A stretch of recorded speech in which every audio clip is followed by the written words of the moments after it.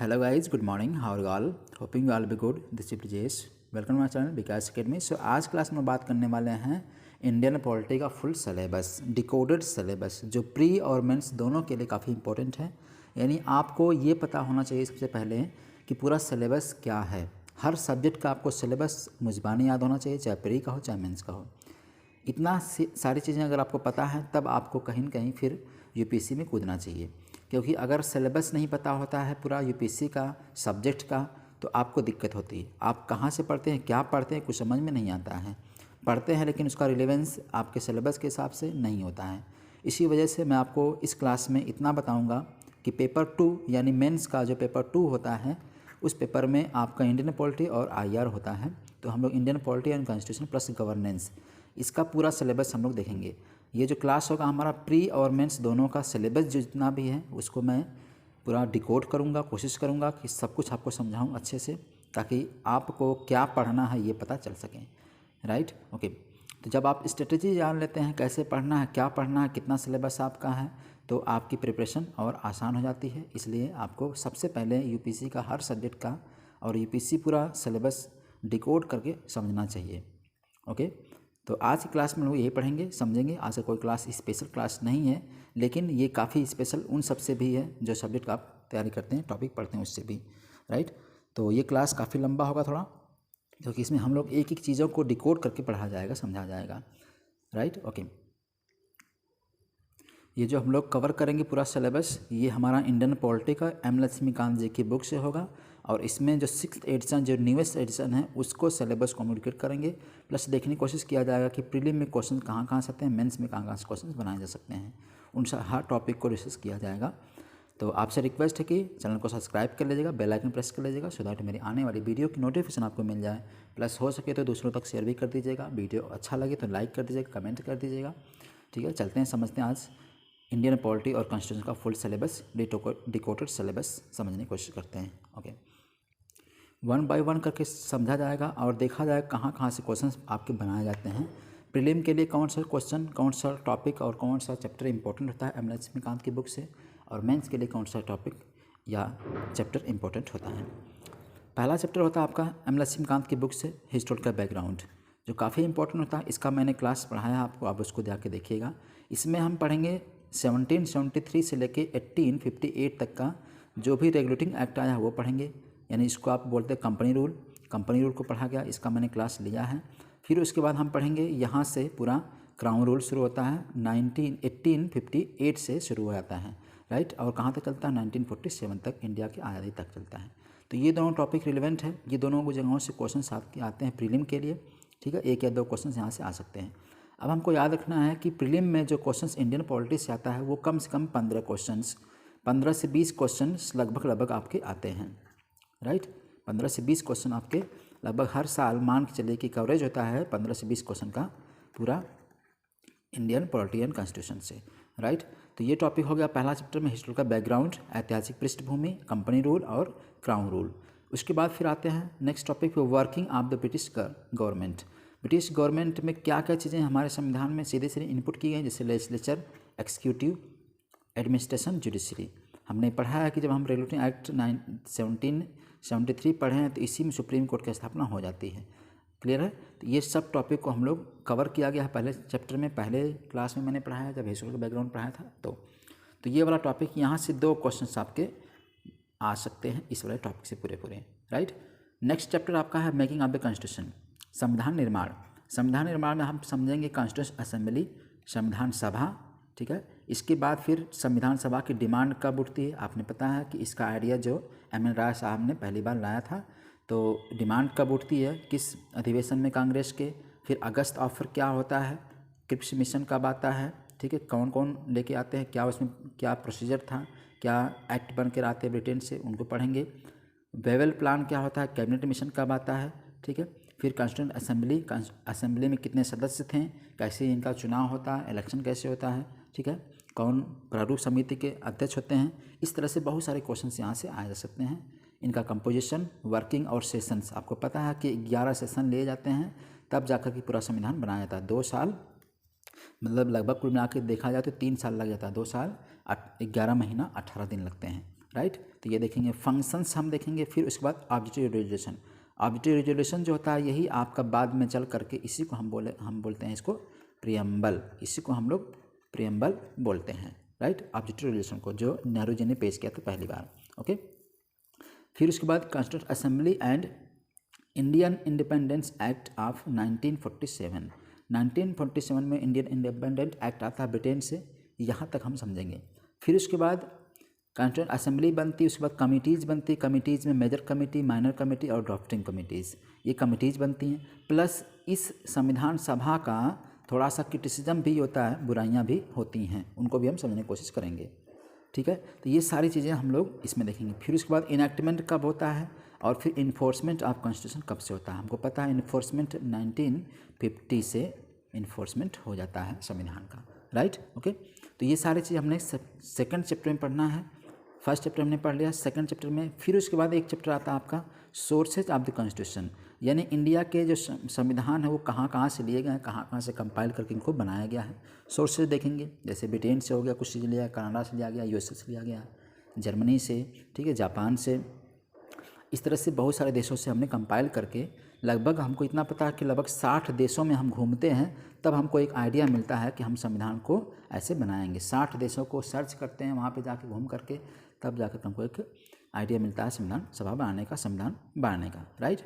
फिर उसके बाद हम पढ़ेंगे इंडियन कॉन्स्टिट्यूशन और बाकी देश जैसे ब्रिटेन हो गया, यूएसए का हो गया। इंडिया का संविधान, ब्रिटेन का संविधान और यूएसए का संविधान, इन दोनों संविधान से इंडिया के संविधान को हम कंपेयर करके पढ़ेंगे कि वहाँ पे क्या चीज़ें हैं और यहाँ पर क्या चीज़ें हैं, ठीक है। ये सारी चीज़ें आपको सेकंड चैप्टर में ही मिल जाएंगी, ओके। तो ये 2 चैप्टर हो गए आपके। तीसरा चैप्टर होगा हमारा प्रियम्बल। प्रियम्बल हम पढ़ेंगे, यहाँ से मेन आपका पॉलिटिक्स शुरू होती है प्रियम्बल से। प्रियम्बल जो इसके पहले ऑब्जेक्टिव रेजोल्यूशन कहा गया था, इसको प्रियम्बल कहा जाता है। अब इम्पोर्टेंस और इसकी यूटिलिटी क्या है, टेक्स्ट क्या है इसका, टेक्स्ट आपको पढ़ना है, we the people of India having solemnly resolved to constitute India into a sovereign socialist, ऐसे करके आपका पूरा प्रियम्बल है, राइट। तो वो हम पढ़ेंगे, उसके जो जो एक एक वर्ड हैं उन सबको हम पढ़ेंगे, यानी उनके इंग्रेडिएंट्स जो हैं प्रियम्बल के वो भी हम लोग पढ़ेंगे इसी क्लास में, राइट, प्रियम्बल वाले में। फिर उसके बाद प्रियम्बल को एक्सेप्ट किया गया पार्ट ऑफ कॉन्स्टिट्यूशन या नहीं किया गया, तो आपने पढ़ा है पहली बार जो केस आता है बेरोबरी केस 1960 में, ठीक है। इस केस में सुप्रीम कोर्ट ने बोल दिया कि preamble is not the part of constitution, preamble संविधान का भाग नहीं है। फिर बाद में केशवानंद भारती केस आता है जिसमें फिर से सुप्रीम कोर्ट अपने डिसीजन को चेंज करता है और वो बोलता है कि preamble is the part of Indian constitution. फिर बाद में तब से एक बार अमेंडमेंट हुआ है प्रियम्बल का और फिर उसके बाद कोई अमेंडमेंट नहीं हुआ, राइट। अमेंडमेंट कब हुआ था, 1976 में 42nd अमेंडमेंट था संविधान संशोधन, इसके थ्रू केवल एक बार संविधान का संशोधन हुआ था जिसमें 3 वर्ड जोड़े गए थे, राइट। तो वो हम लोग पढ़ेंगे पूरी की पूरी चीज़ें, प्लस अमेंडेबिलिटी होनी चाहिए कि नहीं होनी चाहिए। अब फिर बाद में सुप्रीम कोर्ट ने बोल दिया जब सेकंड केस वाले में, केशवानंद भारती केस में, तो बोल दिया गया कि अब संविधान का जो प्रियम्बल है उसके एग्जैक्ट वर्ड में या उसके जो वर्डिंग है उनको हम चेंज नहीं कर सकते हैं। फिर तब से फिर दोबारा कभी भी प्रियम्बल को चेंज नहीं किया गया या अमेंडमेंट नहीं किया गया, ओके। तो आपको याद रखना केवल एक बार अमेंडमेंट हुआ है प्रियम्बल का, राइट। तो प्रियम्बल से क्वेश्चंस आ जाते हैं, टेक्स्ट से क्वेश्चन नहीं आएंगे, लेकिन प्रियम्बल की जो वर्डिंग है, जो वर्ड्स हैं, इक्वलिटी है, राइट, डेमोक्रेसी है, सॉवरेनिटी है, इन सब वर्डों को क्वेश्चंस वहाँ से पूछ देता है उनका मतलब। प्लस ये वाला रिलेवेंट आपके मेंस के लिए भी टॉपिक होता है, सेकंड चैप्टर जो होता है in third chapter preamble, okay. अब इसमें क्या क्या वर्ड्स हैं देखिए, सॉवरेनिटी है, ठीक है, सॉवरेनिटी है, सोशलिस्ट है, सेकुलर है, डेमोक्रेटिक है, रिपब्लिक। इन सारे 5 वर्ड को आपको डिटेल में समझना पड़ेगा क्योंकि यहाँ से मेंस के लिए क्वेश्चंस बनाए जा सकते हैं आपके इन सब चीज़ों को लेकर के। ये टॉपिक आपका मेंस का हो जाता है, प्रीलिम का तो है ही, मेंस का भी हो जाता है, ओके। इसके बाद उद्देश्य क्या था संविधान का, संविधान का उद्देश्य आपको यहीं से पता चलता है जब प्रियम्बल पढ़ेंगे तो, यानी प्रियम्बल जैसे ही आप पढ़ते हैं तो आपको पूरे प्रियम्बल के अंदर की जो बातें लिखी गई हैं वो सब कुछ इसमें हो गया है। इसका मतलब हम किसी बुक को जब पढ़ते हैं तो उसका प्रेफेस पहले दिया होता है, तो ठीक उसी तरह से प्रियम्बल का मतलब प्रियम्बल जो है प्रेफेस है हमारे पूरे कॉन्स्टिट्यूशन का। इसमें हम पढ़ेंगे जस्टिस, न्याय, लिबर्टी, इक्वलिटी एंड फ्रेटर्निटी। इसका उद्देश्य, संविधान का उद्देश्य था कि लोगों को जस्टिस मिले, लिबर्टी मिले, इक्वलिटी मिले, फ्रेटर्निटी हो देश में, राइट। इन सब के उद्देश्य के कारण प्रेम्बल को बनाया गया, प्लस प्रेम्बल के साथ पूरे संविधान को बनाया गया। ओके, तो सेकंड चैप्टर या थर्ड चैप्टर में आपका प्रेम्बल हो गया क्लियर। यहाँ से क्वेश्चन बनाए जा सकते हैं, एक क्वेश्चन प्रीलिम के लिए आ सकते हैं, क्लियर है। कई बार क्वेश्चन आया हुआ पार्ट पे लेकर के, किस केस में माना गया, सुप्रीम कोर्ट ने माना, किस केस में इसको फिर डिनाई कर दिया, राइट। तो इस तरह से क्वेश्चन आपके प्रेम्बल से आ सकते हैं यहाँ से, ठीक है। फोर्थ चैप्टर आपका है यूनियन एंड इट्स टेरिटरी। अब हम आते हैं आर्टिकल 1 से लेके 4 तक। जो पहला पार्ट आता है इंडियन कॉन्स्टिट्यूशन का, आर्टिकल 1 से लेके 4 तक, इसमें बोला गया है यूनियन एंड इट्स टेरिटरी के बारे में, यानी संविधान में किस तरह से यूनियन को चेंज करना, यानी कि किसी कंट्री को बनाना या राज्य को नाम चेंज करना, ठीक है, बाउंड्री चेंज करना, बाउंड्री में डिलिमिनेशन करना, इन सब चीज़ों को हम लोग पढ़ेंगे चैप्टर 4 में यूनियन एंड इट्स टेरिटरी में, जो आर्टिकल 1 से लेके 4 तक आता है। क्लियर हो गया। ओके, इसके कंपोनेंट ऑफ इंडियन टेरिटरी के कंपोनेंट कौन कौन से हैं, नए राज्यों का गठन कैसे हो सकता है, या पुराने राज्य को बांटना, एक राज्य है उसको 2 भागों में बांट देना, ये सारी चीज़ें आपको पढ़ना है 4th चैप्टर में, राइट। अब इसको इतना पता है आपको कि केवल पार्लियामेंट के पास पावर है कि किसी राज्य को क्या कर सकता है, रीऑर्गेनाइज कर सकता है। क्लियर हो गया। तो आपको पहले आपने पढ़ा था, पहला बार जो 1956 में स्टेट रीऑर्गेनाइजेशन एक्ट आया था 1956 में पहली बार। इसके बाद फिर धीरे धीरे राज्यों को बदला गया, चेंज किया गया, उसकी टेरिटरी को नाम चेंज किया गया या नई ऑर्गेनाइज किया गया राज्यों को, राइट। तो ये आपका आर्टिकल 1 से लेकर 4 तक जितने आर्टिकल हैं ये सब आपको इसमें होते हैं, इसको हम डिटेल में पढ़ेंगे। क्लियर हो गया। ओके, अभी मैं केवल आपको इतना बता रहा हूँ कि सिलेबस में हमको क्या क्या पढ़ना है पूरा। क्लियर है। जब तक सिलेबस आप डिकोड करके नहीं पढ़ते हैं तब तक आपको समझ में नहीं आ पाता है, आप पढ़ते रहते हैं लेकिन डाउट कहीं कहीं होते रहते हैं। फिर उसके बाद evolution of state and union territory, यानी राज्यों और यूनियन टेरिटरी का जो विकास होता है वो कैसे कैसे होता है, उसका पूरा हिस्ट्री आपको पढ़ना होगा। फिर उसके बाद इंटीग्रेशन ऑफ प्रिंसली स्टेट्स, आपको पता है 556 रियासतें थीं, 556 के अलावा 565 रियासतें थीं, तो धीरे धीरे उनको फिर प्रिंसली स्टेट्स को हमने राज्य में कन्वर्ट किया, यानी उसको हमने राज्य में मिलाया। फिर उसके बाद पूरे देश का इंटीग्रेशन हुआ। क्लियर, जिसमें सबसे बड़ा रोल किसका रहता है, पटेल जी का रहता है। क्लियर हो गया, इसी में 1956 वाले रीऑर्गेनाइजेशन एक्ट के थ्रू। ओके, फिर स्टेट रीऑर्गेनाइजेशन कमीशंस बनाए गए, कमीशन में फिर कमीशन बना के ऑर्गेनाइज ख़त्म हो गया तो फिर उसको ख़त्म भी कर दिया गया कमीशन को। फिर न्यू स्टेट्स, नए राज्यों का फॉर्मेशन, यूनियन टेरिटरी का फॉर्मेशन। इसके बाद जो भी 1956 के बाद नए राज्य बने हैं या यूनियन टेरिटरी बनी है उनको हम लोग अलग से पढ़ेंगे। ये डेट आपको याद रखना होगा यहाँ पे, जब पहले कौन सा राज्य बनता है उसके बाद कौन कौन बनते हैं, सबसे लास्ट में कौन सा राज्य बना है, लास्ट में हमने देखा तेलंगाना वाला था, राइट। ओके, तो इन सब राज्यों को हम लोग पढ़ेंगे क्लियर में। ये आपका हो गया यूनियन टेरिटरी। यूनियन टेरिटरी कुछ अलग प्रोविजंस भी होते हैं, जैसे creation of union territory, administration of union territory, UT के, ठीक। Special provision for Delhi, Delhi के लिए अलग से कुछ प्रोविजंस हैं क्योंकि दिल्ली कैपिटल भी है प्लस यूटी भी है। इसके अलावा यानी इसको लेकर कुल मिला के 8 आपकी यूटीज़ हैं और 28 स्टेट्स हैं, राइट। तो हम यूटी जैसे आपको पता है यूनियन टेरिटरी का मतलब ये रूल्ड होगा, ये गवर्न होगा बाई सेंटर, यूनियन टेरिटरी जो होते हैं, ठीक है। फिर उसके बाद कंपेयर करेंगे स्टेट्स को और यूटीज़ को, यहाँ से क्वेश्चन बनाए जाते हैं यूटीज़ और स्टेट को। जैसे कि एक क्वेश्चन आता हुआ है अभी आप सुन रहे होंगे कि दिल्ली को स्टेट का दर्जा बनाने की बात हो रही है। कई बार डिमांड उठी कि दिल्ली को भी, दिल्ली हालांकि यूटी है लेकिन उसकी बात उठ रही है कि उसको स्टेट का दर्जा दे दिया जाए। केजरीवाल साहब ने कई बार मतलब किया था, राइट। ओके, तो इसके बाद आर्टिकल कौन कौन से हैं, आपको आर्टिकल्स भी थोड़े से याद रखने हैं, यूटी से रिलेटेड जो भी आर्टिकल हैं। क्लियर हो गया।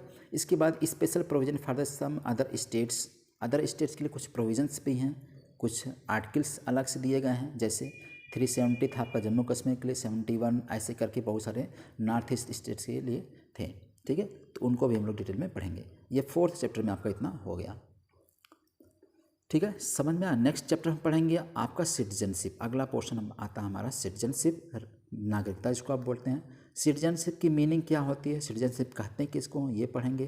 कॉन्स्टिट्यूशनल राइट्स और प्रिविलेजेस ऑफ द सिटीजनशिप या सिटीजन्स ऑफ इंडिया, इंडिया के सिटीजन्स जो हैं उनके लिए संवैधानिक अधिकार क्या है और उनकी कुछ विशेषताएं क्या हैं, ये सब चीज़ें हम लोग पढ़ेंगे। Concept of single citizenship and dual citizenship, आपको कंपैरिजन पढ़ना है सिंगल सिटीजनशिप और ड्यूअल सिटीजनशिप क्या होती है। जैसे इंडिया में सिंगल सिटीजनशिप है लेकिन यूएसए में, अमेरिका में डबल सिटीजनशिप है, यानी वहाँ का कंट्री जो फेडरल है, फेडरल का मतलब स्टेट अलग है, राज्य अलग हैं, ठीक है।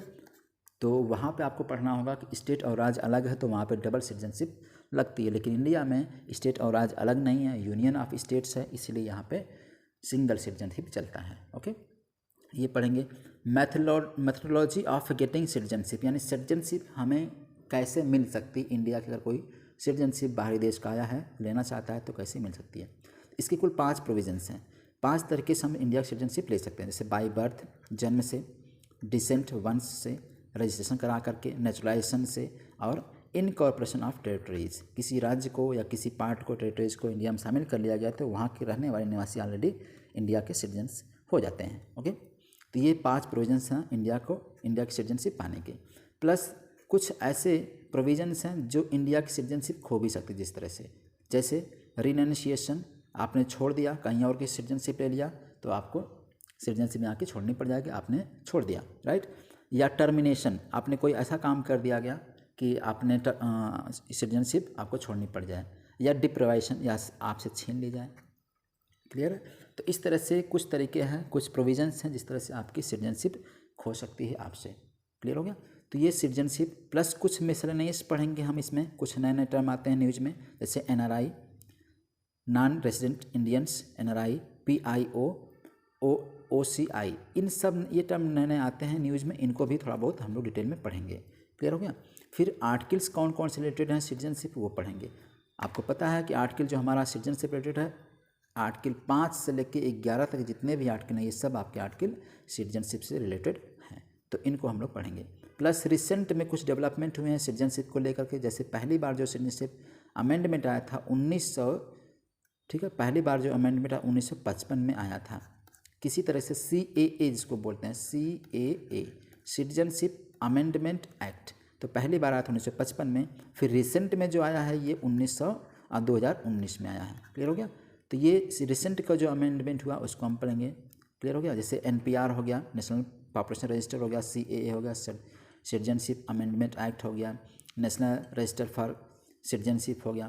तो इन सब तीनों टॉपिक को हम लोग अलग से पढ़ा जाएगा। यहाँ से क्वेश्चन आते हैं प्रीलिम के लिए, तो सिटीजनशिप से भी आप क्वेश्चन 1-2 क्वेश्चन आपके बनाए जा सकते हैं प्रीलिम के लिए। ठीक है, ओके। तो ये आपका होगा 5th चैप्टर, 5वां। फिर पढ़ेंगे हम लोग नेक्स्ट 6वां चैप्टर, जिसमें हम पढ़ेंगे फंडामेंटल राइट। फंडामेंटल राइट आपको पता है कि आर्टिकल 12 से लेके 35 तक का आपका जो भी आर्टिकल है, ये सब आर्टिकल किससे रिलेटेड हैं, फंडामेंटल राइट से हैं, आर्टिकल 12 से लेके 35 तक। क्लियर हो गया। तो आप पढ़ेंगे इसमें फीचर्स क्या क्या है फंडामेंटल राइट के, कॉन्स्टिट्यूशनल दर्जा क्या मिला है इसको, ठीक है।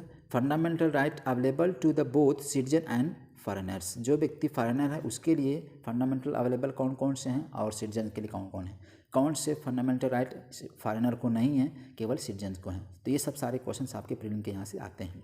Fundamental right available to citizens not to the foreigners, यानी ऐसे फंडामेंटल राइट जो सिटीजन्स को तो हैं इंडिया के, लेकिन विदेशियों को नहीं हैं। क्लियर हो गया।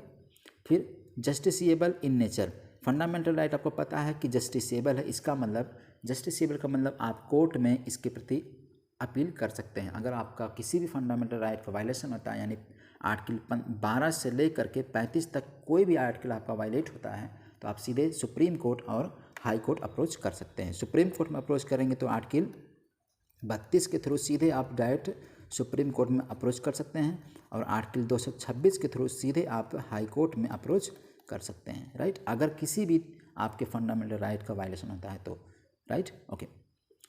फिर इसके बाद amendability of fundamental right, fundamental right का अमेंडमेंट कैसे हो सकता है, ये सारे प्रोविज़न हम लोग पढ़ेंगे इसमें। क्लियर हो गया। ये सब मेंस का टॉपिक में आ जाता है, मेंस से प्रीलिम। अब आपको डाउट ये नहीं करना है कि सिर्फ कुछ टॉपिक जो मेंस के हैं, स्पेशली कुछ टॉपिक जो हैं प्रीलिम के होते हैं, लेकिन आपको ऐसे पढ़ना है कि प्रीलिम के साथ साथ मेंस का भी कवर होते चलें। समझिए, थिंकिंग बढ़ाइए, थोड़ा थिंकिंग बढ़ाएंगे तो आपको चीज़ें समझ में आने लगेंगी। कोरिलेट करने की कोशिश करिएगा कोई चीज़ को, जब पढ़ रहे हैं तभी आप कोशिश करिए कि उस टॉपिक से कैसे क्वेश्चंस बनाए जा सकते हैं प्रीलिम के और मेंस के, तो ये स्ट्रेटजी काफ़ी अच्छी होती है। ओके, फिर नेक्स्ट है आपका, अब हम पढ़ेंगे फंडामेंटल राइट कौन कौन से हैं आपको देखना। ये 6 फंडामेंटल राइट हैं, यानी कि 12 से लेकर के आपका 35 तक जो आर्टिकल हो रहा है, इसको 6 पार्ट में बांट दिया गया है। पहला पार्ट आपका राइट टू इक्वलिटी 14 से लेकर 18 तक है। फिर फ्रीडम टू राइट, ये आपका पड़ेगा राइट 19 से लेके 22 तक, राइट। फिर उसके बाद है आपका राइट अगेंस्ट एक्सप्लॉयटेशन 23 और 24, ठीक है। Right to freedom of religion, धर्म का अधिकार, ये है आपका 23-24 के बाद फिर 25, 26, 27, 28 तक, ठीक। उसके बाद फिर 19 है, 29 और 30 है आपका कल्चरल एंड एजुकेशनल राइट। इसके बाद लास्ट में आता है आपका 32वां लेकर के कॉन्स्टिट्यूशनल रेमेडीज़। तो ये आपको याद रखना है इन चीज़ों को। क्लियर हो गया? तो ये आपका फंडामेंटल राइट होगा। इसके बाद रिट्स मतलब कुछ आपके रिट हैं, कुछ अधिकार के साथ साथ आपको एक पावर मिलती है कि आप सुप्रीम कोर्ट में जा कर के उस वायलेशन हो रहा है अधिकार का, तो आप सीधे रिट दायर करके सुप्रीम कोर्ट में जा सकते हैं। तो रिट कुछ आपको मिले हुए हैं इंडियन का सिटीजन होने की वजह से, फंडामेंटल राइट मिले हैं ताकि आप सीधे सीधे सुप्रीम कोर्ट में, हाई कोर्ट में अप्रोच कर सकें, तो उसको रिट कहते हैं, रिट फाइल करते हैं। ओके, इसका टाइप्स और इसके स्कोप समझेंगे। जैसे रिट जुरिस्डिक्शन आप supreme court and high court, अभी मैंने बताया कि सुप्रीम कोर्ट में डायरेक्ट आप आर्टिकल 22 के थ्रू सीधे आप अप्रोच कर सकते हैं सुप्रीम कोर्ट में, आर्टिकल 226 के थ्रू सीधे हाई कोर्ट में कर सकते हैं अगर फंडामेंटल राइट का वायलेशन होता है तो ये दोनों आर्टिकल होता है आपके हाई कोर्ट और सुप्रीम कोर्ट को। तो हाई कोर्ट सुप्रीम कोर्ट आपको कुछ रिट देते हैं, यानी कुछ पावर उनकी आपके पास है कि आप सीधे हाई कोर्ट में जा सकते हैं, सुप्रीम कोर्ट में जा सकते हैं। जैसे पहला है habeas corpus, mandamus, prohibition, certiorari and quo warranto. ये 5 तरीके की आपकी रिट होती हैं। आपको मैं इसको डिटेल में बताऊंगा। यहाँ से क्वेश्चन पक्का एक ठो क्वेश्चन प्रीलिम के लिए आता है। क्लियर होगा? अब जहाँ मैं बता रहा हूँ आपको प्रीलिम के लिए क्वेश्चन आते हैं, तो पक्का ही समझिएगा उस टॉपिक को आपको बहुत समझ करके पढ़ना है, क्योंकि वहाँ से क्वेश्चन आते हैं। इस क्लास में मैं पूरा आपका पॉलिटी समझाऊंगा, एक एक करके कहाँ कहाँ से क्वेश्चन प्रीलिम में आते हैं, मेंस में आते हैं। क्लियर हो गया? तो ये आपका 6वां चैप्टर हो गया फंडामेंटल राइट। सीक्वेंस वाइज हम लोग पढ़ेंगे। आगे चलते हैं। प्लस फंडामेंटल राइट का इम्पैक्ट, इसका प्रभाव, जैसे जब आर्म फोर्स लगती है एंड फंडामेंटल, यानी जब इंडिया में आर्म फोर्स लगता है या मार्शल लॉ लगता है, तो उस टाइम पे फंडामेंटल राइट क्या आपके रहते हैं या ख़त्म हो जाते हैं, वो सारे प्रोविज़न हम लोग पढ़ेंगे। ये भी क्वेश्चन आपका प्रीलिम में आता है यहाँ से। नेशनल इमरजेंसी के समय में फंडामेंटल राइट का क्या होता है रोल, फंडामेंटल क्या रहते हैं या ख़त्म हो जाते हैं, या प्रेसिडेंशियल रूल स्टेट में लग गया तब क्या हालत होती है फंडामेंटल राइट के, ठीक है, या फिर फाइनेंशियल इमरजेंसी देश में लगी है तब फंडामेंटल, यानी इस कंडीशन में, इन सब कंडीशन में, इमरजेंसी सिचुएशन में आपके फंडामेंटल राइट होते हैं या छीन ले जाते हैं या लिमिट कर दिए जाते हैं, राइट। तो उन सबको हम लोग पढ़ेंगे इसमें। फिर कुछ मिसलेनियस जैसे एक्सेप्शंस टू फंडामेंटल राइट्स, कुछ एक्सेप्शंस भी हैं फंडामेंटल राइट्स रिलेटेड, प्लस कुछ फंडामेंटल राइट के क्रिटिसिज्म भी हुई हैं, अधिकारों को लेकर कुछ क्रिटिसिज्म भी हुआ है, उनको भी पढ़ेंगे। सिग्निफिकेंस क्या, महत्व क्या है, प्लस इससे रिलेटेड जितने भी आर्टिकल हैं आप उसको पढ़ लेंगे। मैंने आपको बताया पहले 12 से लेकर के 35 तक आर्टिकल इसमें आते हैं। क्लियर हो गया? जब बहुत सारी चीज़ें बार बार आप रिवाइज करेंगे, पढ़ेंगे, तो ऑटोमेटिक आपके दिमाग में वो चीज़ें याद रहती हैं। एक बार 2 बार पढ़ने से कोई चीज़ याद नहीं रहती है, इसलिए आपसे रिक्वेस्ट है कि चीज़ों को बार बार पढ़ा करिए, रिवाइज करिए सिलेबस को बार बार। आपके सिलेबस को इतना याद रखना है कि आप सिलेबस अपने टेबल के सामने चिपकाए रखिए हर सब्जेक्ट का, ताकि हर सब्जेक्ट को आप ढंग से याद रहे आपका सिलेबस। ओके, नेक्स्ट चैप्टर हमारा होगा डीपीएसपी। ये पार्ट 4th में आता है। 3rd पार्ट में आपका फंडामेंटल राइट था, 2nd पार्ट में सिटीजनशिप था, पहले पार्ट में आपका यूनियन एंड इट्स टेरिटरी था। 4th चैप्टर आपका होता है, यानी 4th पार्ट होता है जो आपका संविधान का, वो होता है डीपीएसपी और फंडामेंटल ड्यूटी, ठीक है। ये 4th पार्ट है आपका। 4th पार्ट में डीपीएसपी और फंडामेंटल ड्यूटी होता है। डीपीएसपी समझें, डीपीएसपी क्या है, इसका उद्देश्य क्या है। डीपीएसपी का मतलब इतना समझना आपको है कि ये जो डीपीएसपी होता है, ये राज्यों का अधिकार, राज्यों की ड्यूटी होती है सिटीजन्स के लिए, इंडिया के निवासियों के लिए, कि उन्हें कुछ काम करना होगा सिटीजन के लिए, राइट। तो इसको हम बोलते हैं ड्यूटीज़ ऑफ स्टेट, राज्यों की ड्यूटी या कंट्री की ड्यूटी। प्लस कुछ ड्यूटीज़ हमारी भी होती हैं, हमारे फंडामेंटल राइट के साथ साथ कुछ हमारी ड्यूटी होती हैं, उनको भी हम इसमें पढ़ेंगे। अब ये आर्टिकल कहाँ से कहाँ तक कवर करता है, आर्टिकल आपका 35 तक हमने देख लिया, तो 36 आर्टिकल से लेकर 51 तक कवर करेगा डीपीएसपी। इसके बाद 51A यानी 51 का आपका फंडामेंटल ड्यूटी हो जाएगा। क्लियर है? ये आपका फंडामेंटल ड्यूटी हो जाएगा, जो 11 ड्यूटीज़ हैं इसमें। क्लियर हो गया? तो ये आपका 4th चैप्टर हो गया, यानी 4th पार्ट हो गया। डीपीएसपी कॉन्स्टिट्यूशनल स्टेटस क्या है, इसका फीचर्स किसमें है, क्या है इसमें, क्लासिफिकेशन हुआ सोशलिस्ट, गांधीयन एंड लिबरल। ये तीनों इंपॉर्टेंट आपको याद रखना है, क्योंकि ये मेंस के टॉपिक भी बनते हैं। Socialistic, Gandhian and liberal. आपसे पूछा जा सकता है कि डीपीएसपी का रोल क्या है। डीपीएसपी जो रोल है, जो ड्यूटी है, वो सिटीजन्स को प्रोवाइड कराती है, ठीक है। तो इससे क्वेश्चन से आपके प्रीलिम में आ सकते हैं, यहाँ से प्रीलिम के लिए प्लस मेन दोनों के लिए। Intellectual principles, utility of DPSP. DPSP यानी डायरेक्टिव प्रिंसिपल का यूटिलिटी जो है, उपयोग है, वो हो रहा है कि नहीं हो रहा है। कभी कभी क्वेश्चंस आते हैं, क्या राज्य अपनी ड्यूटी को सही से या भली भांति निभा रहा है कि नहीं निभा रहा है, ठीक है। फंडामेंटल राइट को कहीं किसी मतलब फंडामेंटल राइट को वायलेट तो नहीं कर रहा है, ठीक है। वो अपना ढंग से काम कर रहा है कि नहीं कर रहा है सिटीजन के लिए, ठीक है। तो ऐसे क्वेश्चंस प्रीलिम के लिए आ सकते हैं, मेंस के लिए भी आ सकते हैं। नेक्स्ट टॉपिक आपका है comparison between DPSP and fundamental right. अब आपको क्वेश्चन देखिए, ये वाला टॉपिक जो होगा ये होगा प्रीलिम का, मेंस का, ठीक है। ये मेंस का टॉपिक होगा। डीपीएसपी और फंडामेंटल राइट के बीच कंपैरिजन आपका पूछ देगा कि what is the comparison between DPSP and fundamental rights, ठीक है। फंडामेंटल राइट आपको पता है, फंडामेंटल राइट अधिकार हैं सिटीजन्स के, और डीपीएसपी है ड्यूटी स्टेट का, ठीक है। तो ये क्वेश्चंस आपके मेंस के लिए बन जाते हैं। इम्प्लीमेंटेशन ऑफ डीपीएसपी, इम्प्लीमेंटेशन सही ढंग से हो रहा है कि नहीं हो रहा है, इससे क्वेश्चंस आते हैं, प्लस आर्टिकल्स वाले, राइट। तो ये हो गया आपका डीपीएसपी। फंडामेंटल ड्यूटी जो हो गया, कॉन्स्टिट्यूशनल स्टेटस क्या है इसका, आर्टिकल आपने पढ़ लिया 51 ए है आपका फंडामेंटल ड्यूटी। कितनी ड्यूटी कुल टोटल 11 ड्यूटी, यानी हमारे भी अधिकार होते हैं कुछ कि देश के लिए हम कुछ करें, राइट। तो फंडामेंटल ड्यूटी हो गई। फीचर्स है लिस्ट ऑफ फंडामेंटल ड्यूटीज़, जो आपने देखा है 11 लिस्ट है इसकी। सिग्निफिकेंस क्या है, क्रिटिसिज्म भी थोड़ा बहुत इसकी बुराइयाँ भी हुई हैं। फंडामेंटल राइट की कमिटीज़ बनी हैं इस पर, तो उसको भी थोड़ा सा पढ़ेंगे। फंडामेंटल राइट और फंडामेंटल ड्यूटी का कंपैरिजन स्टडी, ये भी आपका मेंस का टॉपिक हो गया, यानी फंडामेंटल राइट और वर्सेस फंडामेंटल ड्यूटी। क्लियर हो गया। तो यहाँ से भी आपका टॉपिक बनता है मेंस का। आपको ध्यान रखना है, जहाँ जहाँ मैं बता रहा हूँ वहाँ पे आप नोट करते जाइएगा कि मेंस का टॉपिक कहाँ से बन सकता है, ठीक है। तो ये हो गया आपका चैप्टर 7। चैप्टर 8 चलते हैं हम लोग, salient features and basic structure and amendment of constitution. ये तीनों टॉपिक आपको एक साथ पढ़नी है। फीचर्स कौन कौन से हैं, संविधान के कौन कौन से फीचर्स हैं उनको पढ़ना है, बेसिक स्ट्रक्चर इसका क्या है, प्लस कैसे हम संविधान को अमेंड कर सकते हैं, ठीक है। आपको इतना पता होना चाहिए, अमेंडमेंट हम संविधान में किसी भी आर्टिकल में अमेंडमेंट करना हो तो हमको लोकसभा में, पहला चीज़ है लोकसभा में, राज्यसभा में हम स्पेशल मेजॉरिटी से बिल लाएंगे, बिल पास करवाएंगे, स्पेशल मेजॉरिटी पहला। दूसरा आपका होगा special majority plus half of the states consent, ठीक है। इन दो तरीक़ों से, प्लस कुछ कुछ आर्टिकल्स हैं जिनको आप सिंपल मेजॉरिटी से भी हम चेंज कर सकते हैं, अमेंडमेंट कर सकते हैं उसमें, ठीक है। फीचर्स हैं, फीचर्स में बहुत सारे फीचर्स हम पढ़ेंगे अलग अलग से, इसका एक अलग से क्लास ही रहेगा फीचर्स का, काफ़ी इंपॉर्टेंट होता है और ये मेंस के लिए इंपॉर्टेंट होता है। तो फीचर आपको डिटेल पढ़ना, अगर आप फीचर पढ़ते हैं ढंग से तो पूरा संविधान का हर चीज़ आपका निचोड़ उसी में मिल जाता है।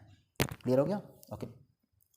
अमेंडमेंट ऑफ द कॉन्स्टिट्यूशन, मैंने आपको बताया कि 3 तरीके से अमेंडमेंट कर सकते हैं, सिंपल मेजॉरिटी से, स्पेशल मेजॉरिटी यानी 2/3 मेजॉरिटी लोकसभा राज्यसभा से, प्लस तीसरा है special majority present and voting 2/3, plus राज्यों का हाफ ऑफ द राज्य जो half of the states consent दे देंगे, तो अमेंडमेंट इस तरह से हो जाता है। अमेंडमेंट संविधान में अमेंडमेंट करने का जो प्रोसीजर है वो आर्टिकल आपका 368 है। ये केवल प्रोसीजर बताएगा, ये आर्टिकल अमेंडमेंट नहीं करता बल्कि केवल प्रोसीजर बताता है, ठीक है, ओके। फिर उसके बाद टाइप्स ऑफ अमेंडमेंट हमने देखा, सिंपल मेजॉरिटी से कर सकते हैं, स्पेशल मेजॉरिटी से कर सकते हैं, एंड तीसरा special majority with consent, half of the states consent, ठीक है। इसके बाद कुछ प्रोसीजर हुए हैं, अमेंडमेंट प्रोसीजर की कुछ क्रिटिसिज्म भी हुआ है, उसको भी थोड़ा सा हम लोग पढ़ेंगे। ये आपका चैप्टर 8 में आ जाएगा इतना, ओके। आगे चलते हैं, basic structure of the constitution. संविधान के ये कहा गया, सुप्रीम कोर्ट ने कहा लास्ट में कि संविधान का जो बेसिक स्ट्रक्चर उसको हम चेंज नहीं कर सकते, हम अमेंड करते हैं लेकिन बेसिक स्ट्रक्चर में बदलाव नहीं कर सकते, राइट। तो इसको भी हम लोग समझेंगे किस किस कंडीशन में इसको बदलाव किया जा सकता है। Emergence of the concept of basic structure, basic structure का जो कॉन्सेप्ट आया है वो कहाँ से आया है, कैसे आया है, उनको भी हम पढ़ने की कोशिश करेंगे। Elements of the basic structure, कौन कौन से इसके एलिमेंट हैं। रोल ऑफ जुडिशरी, जुडिशरी का रोल क्या होता है, संविधान को चेंज करने में, अमेंडमेंट करने में, रोक सकता है, क्या कर सकता है, उसका क्या क्या रोल है उसमें, राइट। फिर इसके बाद फीचर्स ऑफ द कॉन्स्टिट्यूशन, ये अलग से चैप्टर काफ़ी इंपॉर्टेंट होता है मेंस के लिए। तो आपका 8 नंबर क्वेश्चन आप चैप्टर हो गया। नेक्स्ट चैप्टर चलते हैं हम लोग पॉलिटिकल सिस्टम पे। पॉलिटिकल सिस्टम आप देखेंगे तो कुछ पॉलिटिकल सिस्टम जिससे पूरा देश चलता है, पूरा वर्ल्ड चलता है उसी पॉलिटिकल सिस्टम से, जिसमें से इंडिया का भी कुछ पॉलिटिकल सिस्टम है अलग देशों के कंपेरिजन में, तो हम वो सारे प्रोसेस पढ़ेंगे। पॉलिटिकल सिस्टम में क्या होता है, democratic and non democratic system होता है, parliamentary system and presidential system. जैसे इंडिया में, इंडिया का जो सिस्टम है गवर्नमेंट का वो पार्लियामेंट्री गवर्नमेंट सिस्टम है, ठीक है, यानी पार्लियामेंट्री गवर्नमेंट है यहाँ पे इंडिया में है। ब्रिटेन में भी पार्लियामेंट्री है और यूएसए में जो है वो प्रेसिडेंशियल फॉर्म ऑफ गवर्नमेंट है। क्लियर हो गया। तो parliamentary form of government India में है और ब्रिटेन में देखेंगे तो भी वहाँ पे पार्लियामेंट्री फॉर्म ऑफ गवर्नमेंट है, लेकिन यूएसए में देखेंगे तो वहाँ पे प्रेसिडेंशियल फॉर्म ऑफ गवर्नमेंट है। इसका मतलब ये हो गया कि जो हेड होगा पार्लियामेंट्री फॉर्म ऑफ गवर्नमेंट में, एक हो गया आपका पार्लियामेंट्री फॉर्म, तो पार्लियामेंट्री फॉर्म का गवर्नमेंट की जो हेड होता है वो पीएम होता है, ठीक है, ये हेड एक्सिक्यूटिव हेड पीएम होगा। और जो प्रेसिडेंशियल फॉर्म होगा इसका जो एक्सिक्यूटिव होगा वो प्रेसिडेंट होगा, राइट। तो उसके थ्रू गवर्नमेंट चलेगी वहाँ की। यहाँ पार्लियामेंट्री फॉर्म ऑफ गवर्नमेंट में पीएम के थ्रू गवर्नमेंट चलती है, राइट।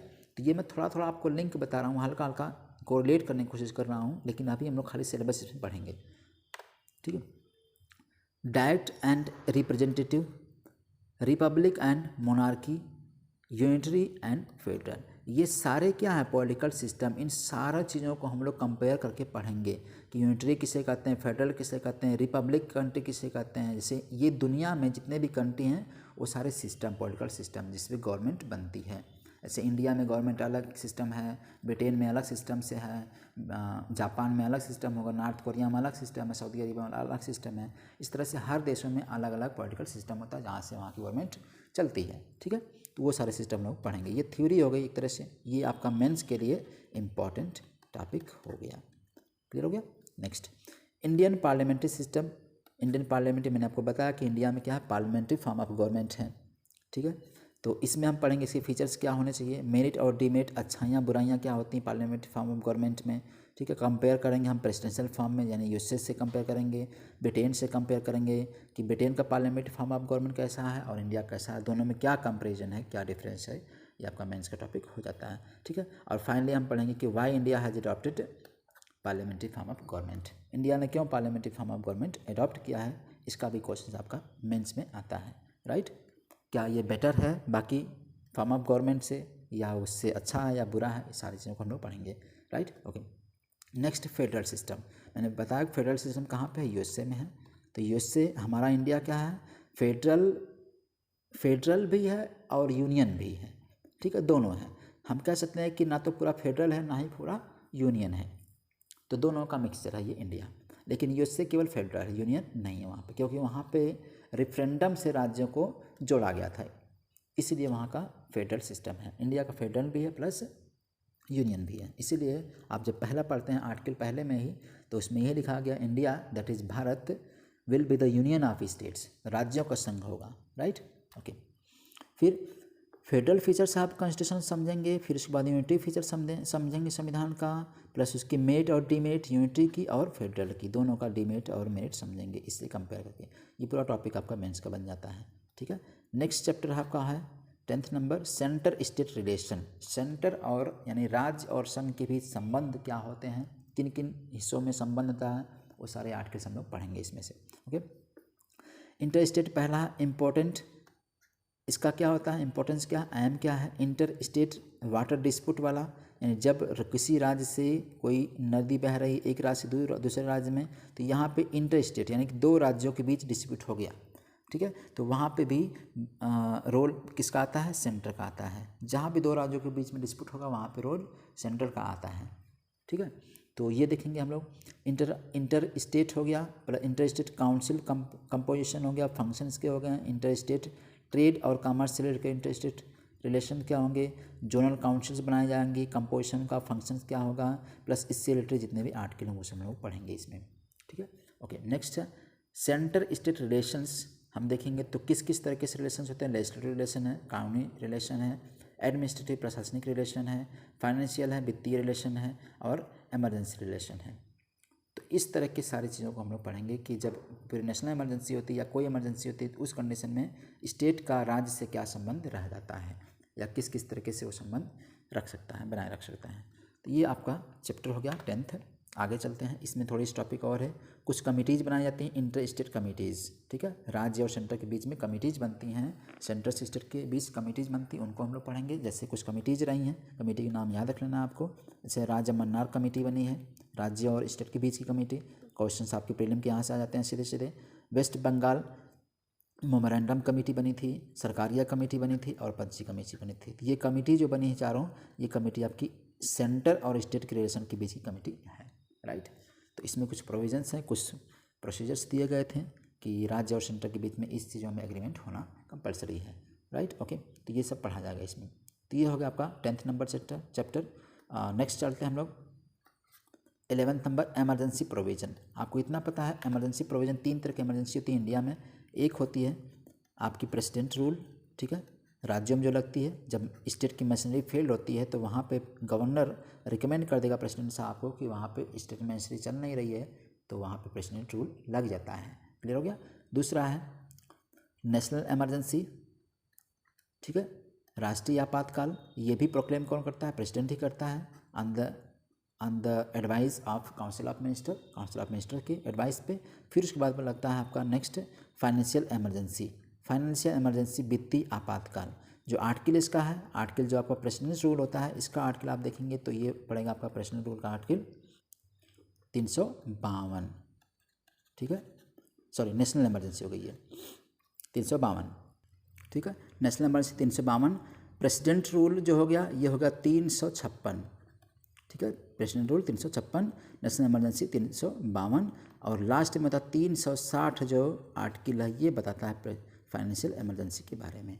क्लियर हो गया। तो ये आपको तीनों आर्टिकल याद रखने हैं। तीनों तरीके से इमरजेंसी लगती है तीनों, और तीनों को प्रोक्लेम कौन करता है? प्रेसिडेंट ही करता है। क्लियर हो गया। तो नेशनल इमरजेंसी, फाइनेंशियल इमरजेंसी और प्रेसिडेंशियल रूल। अब इसके किस ग्राउंड पे ये सब इमरजेंसीज लगती हैं उनको भी आपको पढ़ना। यहाँ से प्रीलिम के क्वेश्चंस बनाए जाते हैं कि किसी स्टेट में अगर प्रेसिडेंट रूल लगाना है तो उसका ग्राउंड क्या होना चाहिए, किस ग्राउंड पे, किस बेस पे इमरजेंसी उस राज्य में लगेगी। प्लस नेशनल इमरजेंसी लग रही है तो किस बेस पे इमरजेंसी लगेगी वो हम पढ़ेंगे, ठीक है। फाइनेंशियल इमरजेंसी लगेगी तो किस बेस पे लगेगी उसको भी हम लोग पढ़ेंगे, ठीक है।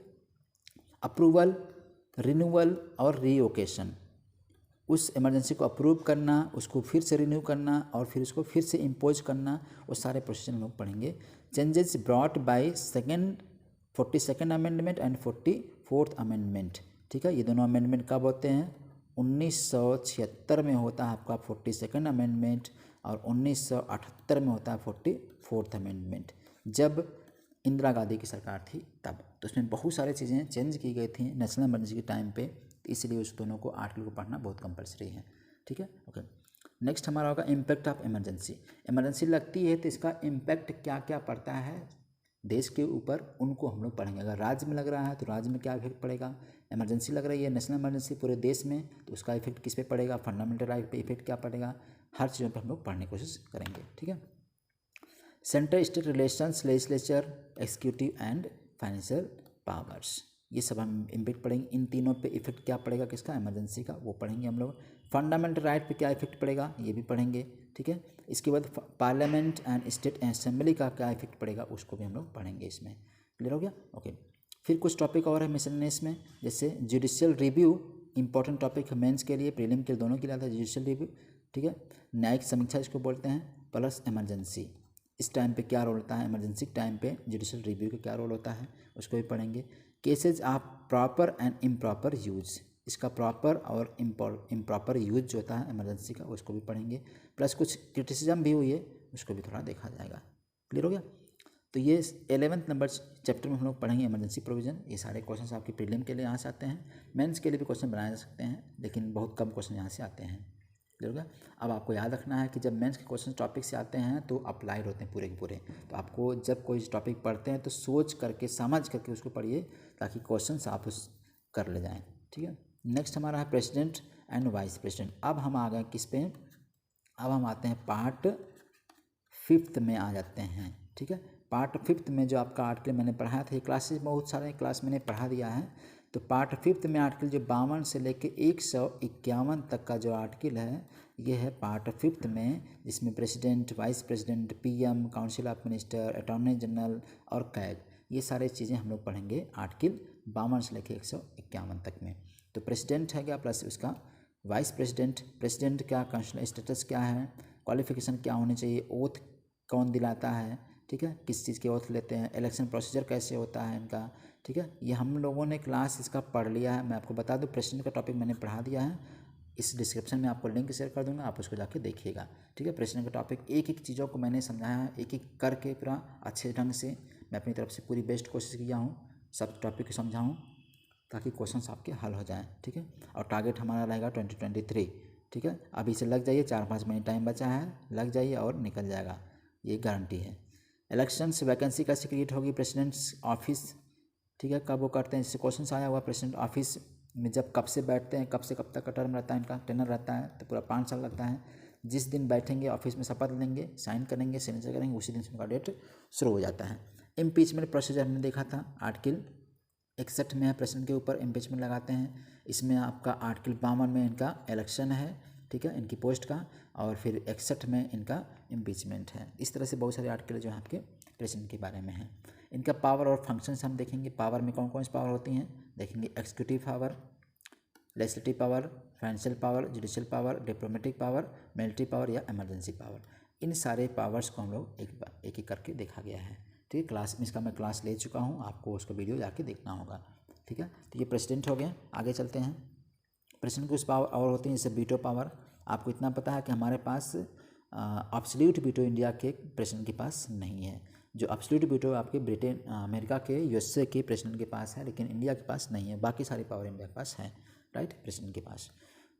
ऑर्डिनेंस मेकिंग पावर, आपको इतना पता है, आर्टिकल 123 जो है ये बताता है प्रेसिडेंट की एक लेजिस्लेटिव पावर होती है कि वो अगर लोकसभा राज्यसभा सेशन में नहीं है तो उस कंडीशन में, कोई इमरजेंसी में कोई एक्ट बनाना हो, कोई लॉ बनाना हो, तो उस टाइम पे प्रेसिडेंट अकेले यानी कि काउंसिल ऑफ मिनिस्ट्री से एडवाइस ले करके वो कोई एक्ट, कोई लॉ बना सकता है। लेकिन उसकी वैलिडिटी कितनी होती है, केवल 6 महीने मैक्सिमम, और उसको 6 हफ्ते के अंदर अंदर लोकसभा से या राज्यसभा से दोनों हाउस से पास करवाना होगा, ठीक है। तो ये वाली पावर होती है किसके पास, प्रेसिडेंट के पास होती है। पार्डनिंग पावर भी होती है। आपको इतना पता है कि प्रेसिडेंट ही एकमात्र ऐसा व्यक्ति है जो किसी को मृत्यु की सज़ा से माफ़ी दे सकता है, और कोई भी व्यक्ति नहीं है, ठीक है, ओके। गवर्नर भी है, लेकिन गवर्नर मृत्यु की सज़ा को माफ़ नहीं कर सकता है, चेंज कर सकता है वो। मिसलेनियस कुछ पढ़ेंगे, advantage and disadvantage of single transferable form of voting system. Very important point. Single transferable voting system का मतलब ये होता है कि इनडायरेक्ट इलेक्शन, इसको आप बोलते हैं सिंगल ट्रांसफरेबल वोट सिस्टम। तो इसी से इलेक्शन होता है किसका, प्रेसिडेंट का, वाइस प्रेसिडेंट का, ठीक है। तो इसके एडवांटेज और इसकी अच्छाइयाँ या बुराइयाँ क्या होती हैं ये पढ़ेंगे। Plus president as nominal head, president को हमको पता है कि प्रेसिडेंट क्या है, एक नॉमिनल हेड है। इसका मतलब ये नाम मात्र का हेड है देश का, और बाकी सारे एक्सिक्यूटिव पावर किस में होती है, किस में निहित होती है, वो होती है पीएम में, ठीक है, इंडिया में। आपको ये भी देखना है। Plus misuse of emergency provision, आपने देखना है कि इमरजेंसी प्रोविज़न में मिसयूज भी थोड़ा बहुत होता है इमरजेंसी का। जब हमने देखा था इंदिरा गांधी के टॉपिक में, तो आप पढ़ेंगे इंदिरा गांधी वाले समय में बहुत सारी चीज़ों का मिसयूज भी हुआ था प्रेसिडेंट के पावर का, ओके। आर्टिकल्स कौन कौन है ये भी देखना है। ये सारे टॉपिक आपके मेंस के लिए हो जाते हैं, प्रीलिम के लिए भी हो जाते हैं, ठीक है। नेक्स्ट आपका टॉपिक आता है वाइस प्रेसिडेंट। प्रेसिडेंट का इंपॉर्टेंस क्या है, इलेक्शन कैसे प्रोसीजर होता है, यानी जो सारी चीज़ें आप प्रेसिडेंट में पढ़े हैं वही सारी चीज़ें आपको वाइस प्रेसिडेंट में भी पढ़नी है। वैकेंसी के सिक्योरिटी पावर फंक्शन देखेंगे, आप कंपैरेटिव स्टडी पढ़ लेंगे प्रेसिडेंट का, और वाइस प्रेसिडेंट का कंपैरेटिव स्टडी कर लेंगे, प्लस इसके आर्टिकल भी देख लेंगे। आर्टिकल 63 जो होता है आपका वाइस प्रेसिडेंट के बारे में बताता है, ठीक है, समझ में आ गया। फिर नेक्स्ट चैप्टर आते हैं हम, प्रेसिडेंट हो गया, वाइस प्रेसिडेंट हो गया। नेक्स्ट पीएम और उसकी काउंसिल ऑफ मिनिस्ट्री। तो पीएम के भी प्रोविजंस आप पढ़ेंगे। आर्टिकल कौन का संविधान में हमने देखा कि आर्टिकल 74 एंड 75, 74 और 75 ये दोनों आर्टिकल हैं, ये बताते हैं कि there shall be a council of ministry to guide and advise the president. तो उसी में से, उसी काउंसिल ऑफ मिनिस्ट्री में से एक हेड होता है उसी का, जिसको बोलते हैं पीएम, प्राइम मिनिस्टर इंडिया का, ठीक है। सभी एमपी जो होते हैं, तो एक आपका जो एमपी है वो आपका ये पीएम भी है, पीएम भी एमपी ही होता है, राइट, ओके। तो ये पढ़ेंगे पीएम के बारे में। ये सारा टॉपिक मैंने पढ़ा दिया है। अब आपको मैं बता दूं, ये पीएम का टॉपिक मैंने पढ़ा दिया, वाइस प्रेसिडेंट पढ़ाया है, और प्रेसिडेंट भी पढ़ा दिया है, सेंट्रल स्टेट रिलेशंस तो अभी बचा हुआ है, लेकिन सेंट्रल और स्टेट हमने अलग से उसके आर्टिकल वाइज पढ़ा हुआ है, ठीक है। उसको आके आप देखिएगा वीडियो को। ये सारी चीज़ें। अपॉइंटमेंट कैसे काउंट कराता है, ओथ, टर्म, टेनर, सैलरी कहाँ से मिलती है, इनकी functions, power, relations with president क्या होते हैं, प्लस कुछ मिशंस टर्म्स देख लेंगे। फिर उसके बाद आते हैं council of ministry. Council of ministry को हम पढ़ेंगे। ये आर्टिकल आपका 75 एंड 4 आपका है, ठीक है। ये इसका अपॉइंटमेंट कैसे था, रिमूवल कौन कर सकता है, इतना पता है। काउंसिल ऑफ मिनिस्ट्री जो होती है ये पूरा इनका जो रिमूवल होता है या इनका अपॉइंटमेंट होता है प्रेसिडेंट ही करता है, प्लस पीएम को भी प्रेसिडेंट ही अपॉइंटमेंट देता है, ठीक है। हालांकि दोनों लोग क्या होते हैं, ये लोग इलेक्टेड होते हैं बाय पीपल डायरेक्ट इलेक्शन से, तो लेकिन इनका जो अपॉइंटमेंट होता है वो प्रेसिडेंट ही देता है इनको, ठीक है। तो ये भी पढ़ेंगे हम इसी में, सॉरी ओके, ठीक है। ये पढ़ेंगे। ओथ कौन दिलवाता है इनको, प्रेसिडेंट ही दिलाता है। सैलरी कहाँ से मिलती है, CFI से इनकी सैलरी मिलती है, ठीक है, okay. Collective and individual responsibility. Collective responsibility क्या होती है, इंडिविजुअल रिस्पॉन्सिबिलिटी क्या होती है। जैसे ये कहा गया है कि पूरी काउंसिल ऑफ मिनिस्ट्री लोकसभा की कलेक्टिव रिस्पॉन्सिबिलिटी इनकी होती है, ठीक है। ये बातें इसमें कही गई हैं। अब comparative composition of council of minister, इनका कंपोजिशन क्या होता है, आपने देखा कंपोजिशन जो होगा वो ये कहा गया पूरी लोकसभा का ये 15% इनकी सीट्स होनी चाहिए, सीट यानी संख्या होनी चाहिए, केवल कितना 15%, ओके। ये देखेंगे हम लोग। फिर उसके बाद council of ministry versus cabinet and kitchen cabinet, ये टॉपिक मैंने पढ़ाया है, आपको देखना होगा वीडियो में जाकर वहाँ पे। काउंसिल ऑफ मिनिस्ट्री और कैबिनेट प्लस किचन कैबिनेट तीनों में अंतर क्या होता है, ठीक है। थोड़ा सा मैं आपको बता दूं, काउंसिल ऑफ मिनिस्ट्री बड़ी होती है, इसकी थोड़ी सी निचोड़ होती है। कैबिनेट 10 से 15 लोग या 15 से 20 लोग मैक्सिमम रहेंगे इसमें। किचन कैबिनेट 4 से 5 लोग रहेंगे। जो किचन कैबिनेट का जो टर्म आया था, कॉन्सेप्ट आया था, ये इंदिरा गांधी जी की सरकार में आया था। तो 2-4 लोग पीएम के आसपास के कोई हों, कोई रिलेटिव हों या दोस्त यार हों, तो वो उनको मिलाकर के वो अपना किचन कैबिनेट छोटी सी कमेटी बना सकती है, ठीक है, बड़े बड़े डिसीजन के लेने के लिए। तो ये भी पढ़ेंगे। रोल ऑफ कैबिनेट, कैबिनेट का रोल क्या होता है, ठीक है। फिर उसके बाद 91st अमेंडमेंट जो हुआ था और उसके इम्पोर्टेंट, उसके 91st कब हुआ था, हमने पढ़ा था 2003 में। तो इसको आपको देखेंगे 91st में क्या हुआ था उसको हम लोग देखेंगे, ठीक है, ओके। नहीं 2003 में नहीं हुआ था, उसको आपको देखना पड़ेगा कहाँ हुआ था कब, ठीक है। प्लस कुछ मिसलेनियस इसके टॉपिक को पढ़ेंगे, ठीक है। तो ये हो गया टॉपिक आपका PM&C काउंसिल ऑफ मिनिस्ट्री। अब हम आगे आते हैं अटॉर्नी जनरल ऑफ इंडिया, ये अगला टॉपिक होगा जो आर्टिकल 76 बताता है अटॉर्नी जनरल ऑफ इंडिया के बारे में। ये इसका क्वालिफिकेशन क्या होना चाहिए, अपॉइंटमेंट कौन दिलाता है, प्रेसिडेंट ही दिलाता है। टेनर कितने साल का होता है ये भी पता करना आपको, 6 साल का होता है, ठीक है। इनका टेनर, फंक्शंस क्या होते हैं, रिलेटेड आर्टिकल कौन कौन से हैं, प्लस इनके असिस्टेंट होते हैं सॉलिसिटर जनरल, किसके, अटॉर्नी जनरल के, ठीक है। तो इसको भी टॉपिक मैंने पढ़ा दिया है। ये जो भी टॉपिक मैं बताया हूँ पढ़ा दिया हूँ आपको, मैं बता दे रहा हूँ कि टॉपिक मैंने पढ़ा दिया है, आप इस वीडियो को जाके देखिएगा। फिर आते हैं हम लोग यूनियन पार्लियामेंट। अब हम आते हैं पार्लियामेंट, यानी कि अब हम सेंटर की पार्लियामेंट जो आपको पढ़ना है। इसमें पार्लियामेंट के 3 अंग होते हैं, कौन कौन से अंग होते हैं, पहला लोकसभा, दूसरी राज्यसभा और तीसरा प्रेसिडेंट। तो पार्लियामेंट जो सेंटर की पार्लियामेंट होते हैं 3 अंग होते हैं, लोकसभा, राज्यसभा और प्रेसिडेंट। तो इसको हम लोग पढ़ेंगे लोकसभा और राज्यसभा। लोकसभा का जो गठन होता है ये होता है 1950 में हो जाता है, पहला इलेक्शन होता है, तो 51 में पहला बार। इसके बाद फिर राज्यसभा का होता है 52 में, 1952 में, ठीक है। इसके 1 साल बाद राज्यसभा का भी गठन किया जाता है, जरूरत पड़ती है तब। तो लोकसभा राज्यसभा आर्टिकल क्या है, राज्यसभा का आर्टिकल, लोकसभा का जो होता है आर्टिकल 81 है, राज्यसभा का आर्टिकल 80 है, ठीक है। तो ये आपको ये भी याद रखना है। ये सारा क्लास मैंने पढ़ाया है, ओके। सब चीज़ें मैंने पढ़ा दिया है, लगभग 70% क्लासेस इसे ख़त्म हुए। कुछ इंपॉर्टेंट टॉपिक बचे हुए हैं जो उनको भी मैं अगले कुछ क्लास दिन में ले लूँगा, उसको बता दूँगा, ठीक है। कंपोजिशन इसका, elections, reservation of seats, duration कितने साल का होना चाहिए, 5 साल का इसका होता है, राज्यसभा का इसका 6 साल का होता है, सॉरी लोकसभा का 5 साल का, राज्यसभा का 6 साल का, ठीक है। Impact of emergency of on life of both houses, दोनों हाउस पे इमरजेंसी का इफेक्ट पड़ता है वो भी देखेंगे। मेंबर ऑफ पार्लियामेंट, जिसको MPs आप कहते हैं, दोनों हाउस के मेंबर को MP हम कहते हैं, ठीक है। इनका क्वालिफिकेशन क्या होना चाहिए, डिस्क्वालिफिकेशन किया जाता है एंटी डिफेक्शन लॉ लगा करके आपने पढ़ा है। 52nd अमेंडमेंट जो हुआ था ये इसी पर हुआ था, कब, 1985 में। इसमें क्या किया गया, एंटी डिफेक्शन लॉ, एक कानून बनाया गया कि अगर कोई भी MP बार बार अपने पार्टी को चेंज करके भाग रहा है यहाँ वहाँ, तो उसके ऊपर एंटी डिफेक्शन लॉ लगाया जाता है और उसको डिस्क्वालीफाई किया जा सकता है बाय पार्लियामेंट, ठीक है, ओके।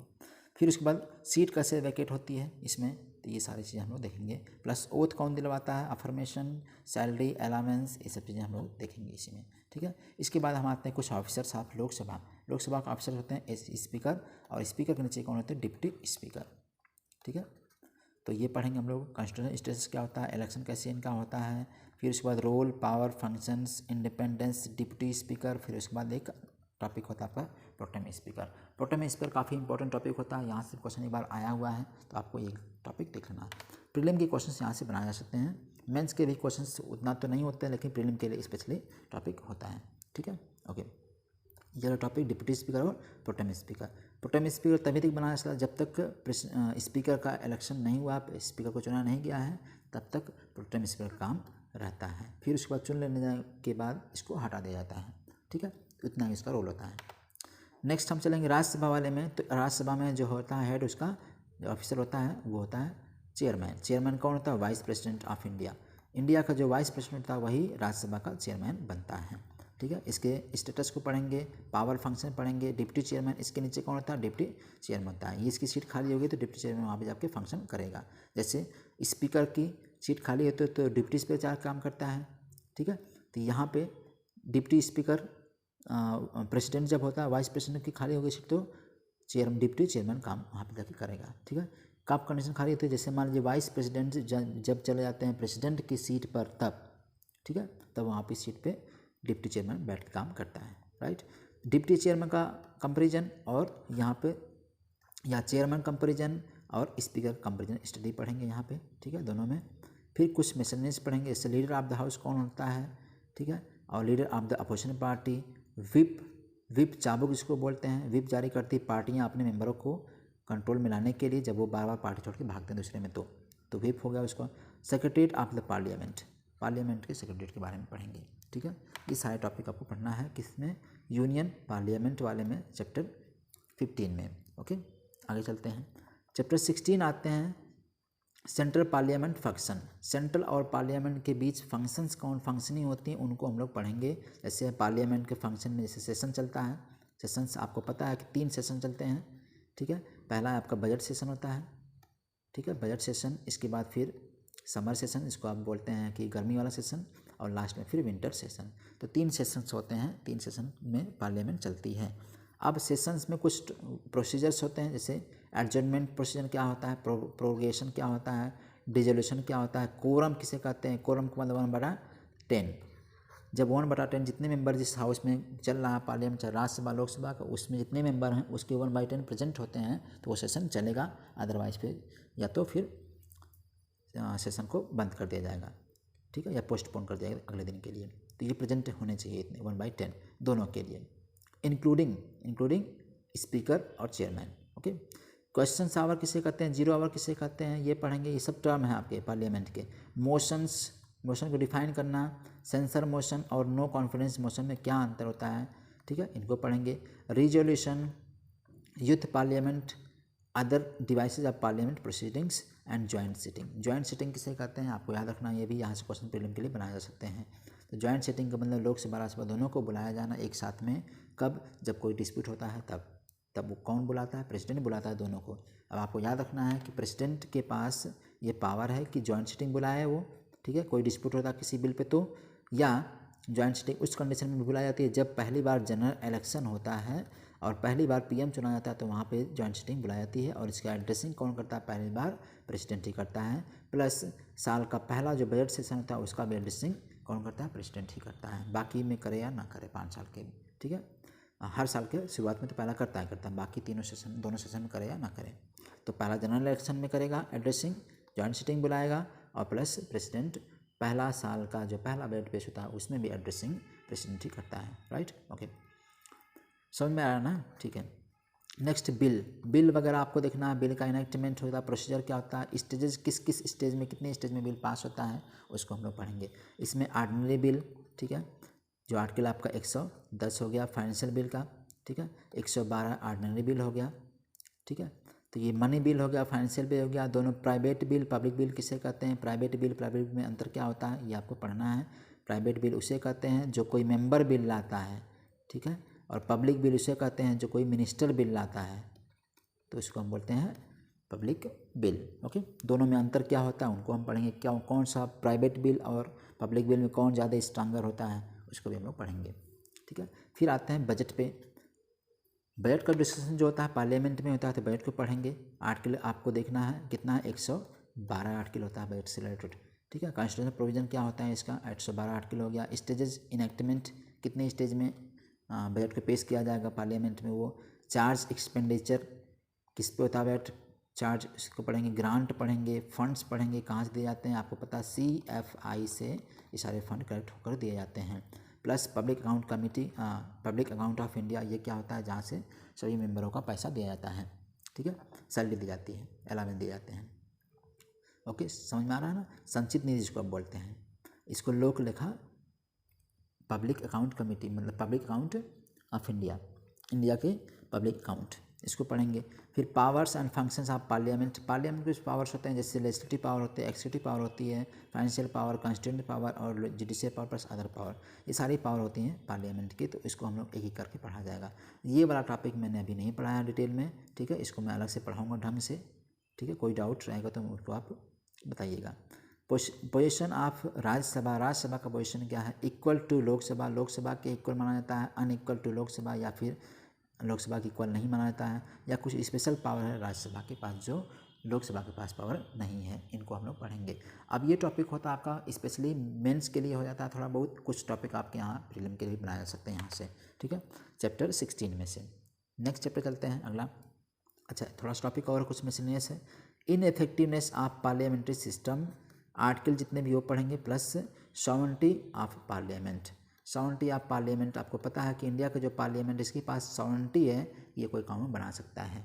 ठीक है, बिना किसी के अदर फोर्स के या किसी अदर के इंटरफेरेंस के। ठीक है, इंडिया के पास पार्लियामेंट है। यहाँ तक कि इवन जब आप पढ़ेंगे पार्लियामेंट के बारे में, तो आपको इतना याद रखना है कि इंडिया का जो पार्लियामेंट है, ये जितने भी संविधान में कोई भी चीज़ आर्टिकल हैं, सब में चेंज कर सकता है। क्यों, किसके पास पावर, हर चीज़ है। फंडामेंटल राइट हो गया, DPSP हो गया, कोई भी चीज़ हो, सिटीजनशिप हो गया, या कोई भी प्रोविज़न हो गया, उसको हम पार्लियामेंट के ही थ्रू चेंज कर सकते हैं, और ये पॉसिबल भी है। इसीलिए कहते हैं सॉवरेनिटी ऑफ पार्लियामेंट। तो पार्लियामेंट क्या सॉवरेन है। नेक्स्ट, पार्लियामेंट्री कुछ मिसलेनियस है, जैसे कैबिनेट कमेटी, ये मैंने पढ़ाया, कैबिनेट कमेटी और बाकी सारी कमेटी को मैंने पढ़ा दिया है। फीचर्स क्या है, list of cabinet committees, function committee, functions and miscellaneous, इसको मैंने टॉपिक को पढ़ाया हूँ, तो आप उसको जाके देख लीजिएगा। ठीक है, नेक्स्ट आते हैं पार्लियामेंट्री कमेटी, ये भी टॉपिक में पढ़ाया है। पार्लियामेंट्री कमेटी संसदीय समितियाँ, इसमें मीनिंग क्या होता है, इसका इंपॉर्टेंस क्या होता है, जैसे इसमें स्टैंडिंग कमेटी किसे कहते हैं, एडहॉक कमेटी किसे कहते हैं, राइट, इसको मैंने पढ़ाया है, आपको वहाँ पे जाके पढ़ना देखना है। Mainly focus on financial committees like public account committee, estimate committee, public undertaking committee and their composition and functions, ये सारे टॉपिक हम लोग पढ़ेंगे। फिर अदर कमिटीज़ कुछ बनाई जाती हैं जो इनको असिस्ट करती हैं। फिर उसके बाद कुछ कमेटी बनती है जो राज्यसभा और लोकसभा के अंदर बनाई जाती हैं, उनको भी पढ़ेंगे। ठीक है, committees headed by speaker of Lok Sabha, कुछ कमेटी हैं जो स्पीकर के हेड में बनाई जाती है, यानी वो उसको हेड करेगा। ठीक है, मिसलेनियस कुछ पार्लियामेंट्री फोरम्स, इसका मीनिंग, ये भी टॉपिक अभी मैंने पढ़ाया नहीं, यहाँ तक पढ़ा दिया, लेकिन ये टॉपिक नहीं पढ़ाया है। तो पार्लियामेंट्री फोरम पढ़ेंगे, उसकी मीनिंग, कंपोजिशन और फंक्शंस क्या होते हैं, ये पढ़ेंगे। ठीक है, छोटा सा टॉपिक ये होता है। प्लस कुछ पार्लियामेंट्री प्रिविलेजेस होते हैं, कुछ विशेषाधिकार अधिकार मिलते हैं पार्लियामेंट में मेंबर होने वाले को। क्लियर है, meaning, collective and individual privileges क्या होती है, ब्रीच ऑफ प्रिविलेजेस, अगर आप कोई जो प्रिविलेज मिला है उसको तोड़ते हैं, तो आपको पार्लियामेंट तोड़ने के कंटेम्प्ट में, उसके प्रिविलेज को तोड़ने के कंटेम्प्ट को सज़ा भी मिलती है। ठीक है, जैसे वहाँ के जो मेंबर होते हैं। तो ये सारी चीज़ हम लोग पढ़ेंगे चैप्टर 17 वाले में। ठीक है, समझ में आ रहा है ना। मैं एक ही चैप्टर बता रहा हूँ, एक ही टॉपिक को बता रहा हूँ, कहाँ से क्वेश्चन कैसे आ रहे हैं, सारी चीज़ों को रिसर्च कर रहा हूँ।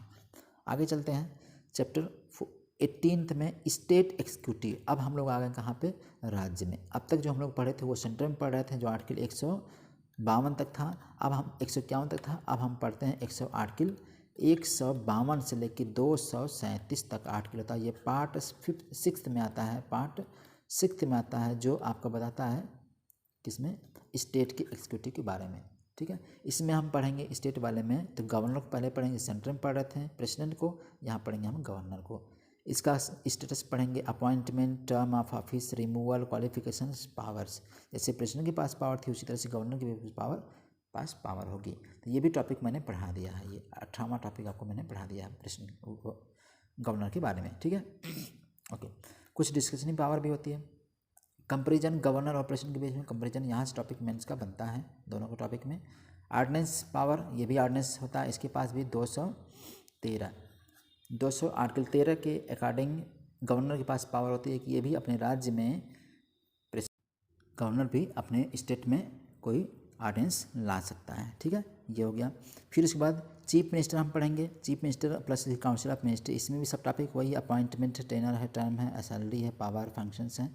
Chief minister plus prime minister के बीच कंपेरिजन, ये वाला टॉपिक आपका मेंस का टॉपिक हो जाता है, ठीक है। यहाँ से जितने आर्टिकल हैं उसको भी पढ़ लेंगे साथ में।